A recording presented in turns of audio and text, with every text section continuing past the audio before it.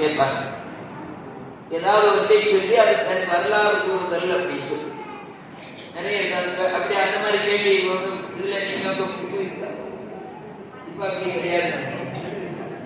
முன்னாடி உண்டு தன் வரலாறு கூறுதல், வாழை மரம் தன் வரலாறு கூறுதல், தென்னை மரம் தன் வரலாறு கூறுதல், பசு தன் வரலாறு கூறுதல்.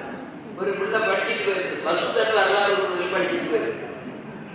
ஆனா அங்க என்ன கேள்வி வந்தா தென்னை மரம் தன் வரலாறு கூறுதல் கேட்டுருந்தாங்க.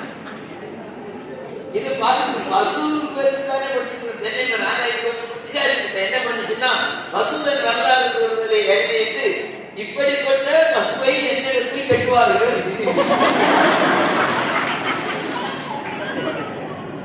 அது போடுவாங்க மாட்டாங்களா?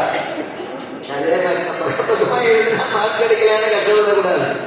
இன்னொரு விஷயம் அவங்க சொன்னாங்க, நீங்க மார்க் போட அப்படின்னா திருக்குறவங்க மார்க் போடலன்னா அவங்களை சமைக்கிறீங்கன்னு சொல்லி கொஞ்சம் பேரு பேப்பர் திருத்த வரமாட்டேன்னு சொல்றாங்க. எங்களுக்கு இந்த பேப்பர் திருத்திட்டு போனா நோய் விட்டுடுது. நான் பொய் சொல்லல, உண்மையா நடந்தது சொல்றேன். ஒன்று அவங்க பேரை கூட சொல்ல முடியும். அதனால அந்த மாதிரியாக நினைக்க கூடாது. நாம விடை எழுதியிருந்தா மதிப்பெண் கண்டிப்பா என்ன பண்ணுவாங்க போடுவாங்க. விடை நாம சரியாக எழுதினா மதிப்பெண்ணை குறைக்க மாட்டாங்க. அதுல ஒரு சந்தேகம் இருந்தா பார்க்கலாம் தான் திருப்பி பேப்பரை மறுநிறுத்தம் பண்ணலாம்னு சொல்றோம்.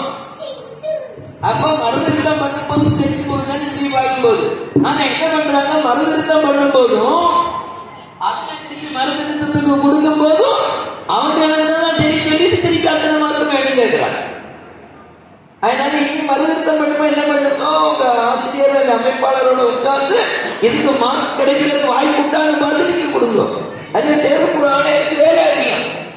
அதனால மதிப்பெண் கிடைக்காததுக்கு காரணம் இருக்கிறவங்களா நீங்களா? அப்ப யார சொன்னீங்க? இப்போ நம்முடைய மாநில